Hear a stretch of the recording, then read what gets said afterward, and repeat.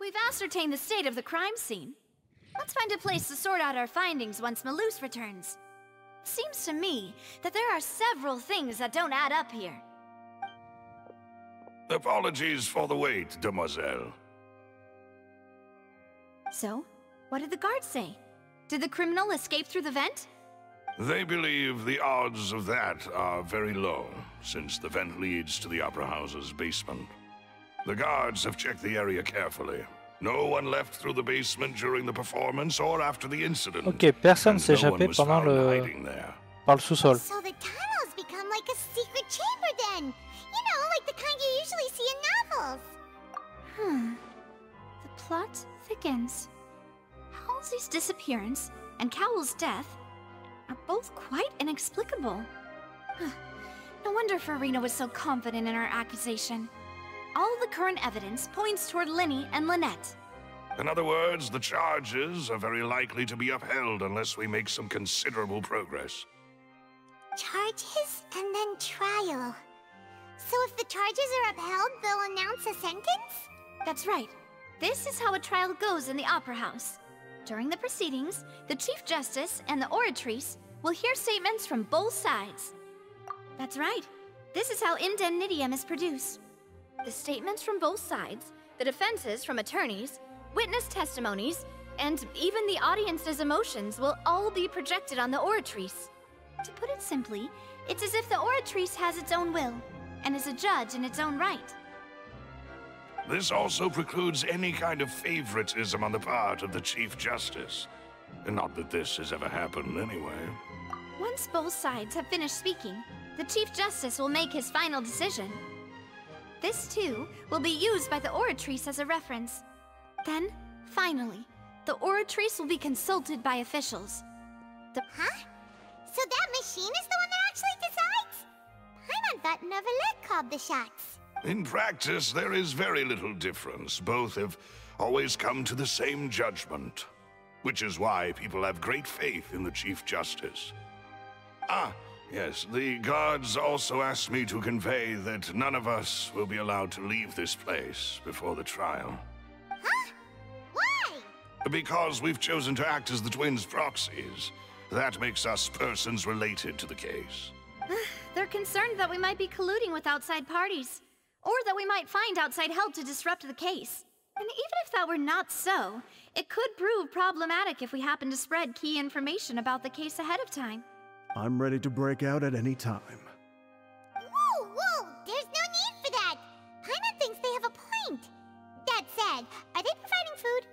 Of course. I just hope you don't mind the lack of options. I'm afraid that catering to all tastes is not in the cards, nor In that case, let's just sort out our findings together here. Pity. I was hoping to take you to try some of Fontaine's famous desserts, too. I mean, what better way to properly think through our findings than over some tea and sweets? Huh. Breaking out suddenly doesn't seem like such a bad idea after all. Just kidding! Just kidding! Paimon will still do her best, even if there are no snacks. What do you mean, no snacks? Of course we'll have snacks. If we cannot buy some, then we'll simply make some. Huh? Here? Understood, demoiselle. Everyone, please come with me.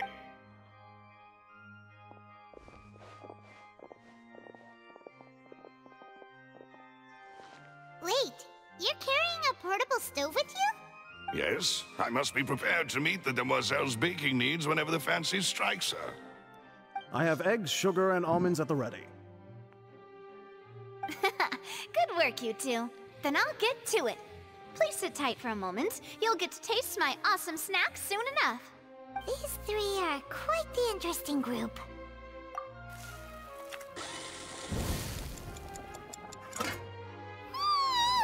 And Paimon thought it smelled good while it was still in the oven! Oh, it's even better now. Paimon can't stop drooling. From the way you had these two guys carrying all that stuff around, Paimon thought you'd have them do more during the baking process. But you ended up doing the entire thing by yourself! Beating the egg whites, grinding almonds, everything! I was applauding. And I was giving encouraging smiles. Paimon was just thinking, aren't you worried about getting your fancy dress dirty beating egg whites and baking like this? Well, I don't think it's carved in stone anywhere that fancy ladies can only read books, sip tea, ride horses, and play the piano. I just really enjoy making snacks. Don't underestimate beating egg weights, by the way. It's a real arm workout.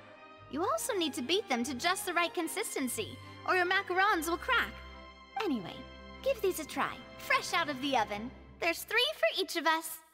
Only 3? Well, eating too many sweet treats might send all that sugar to your head.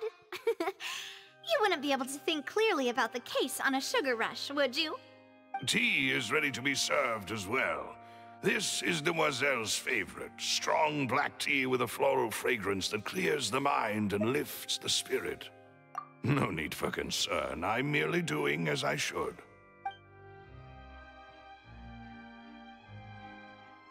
All right then. Down to business. As Paimon mentioned previously, the tunnel seems to be something of a secret chamber. However, we can assume that Linny and Lynette were not alone within it. The magician twins could have committed the crimes, of course, but they lack any logical motive. Exactly! Why would they do such a thing right when everyone was watching? The flower vase and the thud we heard during the performance could indicate some altercation between Halsey and the criminal in the tunnel, resulting in the shattering of the vase, the discarding of her clothes, and her abduction. Perhaps the criminal thought that since she was chosen from the crowd, she would be too easy to identify if she was still wearing the same clothes. Paimon thinks that makes sense, but the real trouble is... True. None of the clues we found thus far support the existence of this third person. But the only people left to consider are both technically victims, whether it's the missing girl, Halsey, or poor Cowl. Huh. Could Halsey have secretly made modifications to the magic props in order to murder Cowl before making her escape? That's right. And even if she had tampered with the setup, she would need to understand the entire trick to pull it off. Nor does she have any motive. The guard said that she has never had any dealings with the magic troop's members. Were we not thorough enough in our search? From the sound of things, this is turning into an impossible case. Your macarons are amazing though, Navia. They smell great! They're nice and crisp and super sweet! They are my specialty after all. And I see you've already had 5 of them. What? 5? Oh, that can't be right. Paimon only counted 3! Please don't worry about it. At my age, a few less sweets might actually be a good thing. No. Being greedy is one thing, but Paimon knows how to count. Besides, Paimon knows that if she ate too many, then others wouldn't have enough. Wait, even you don't believe Paimon? How could you? If Paimon ate those 2 extra macarons, then may they turn into stone in her stomach! All right, we get it. Well, I suppose one of us might have gotten too engrossed in our chat and eaten them by mistake. Nope, Maloose, set up the stove again if you would. Huh? What are you doing? Making sure everyone gets 3 macarons, of course. Exactly. We don't want to trouble you. As you wish, Demoiselle. And I have the egg, sugar, and almond. Well, this really is your hobby, huh?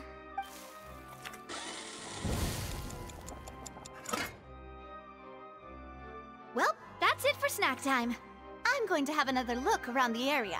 I don't know what we're looking for yet, but we've still got some time.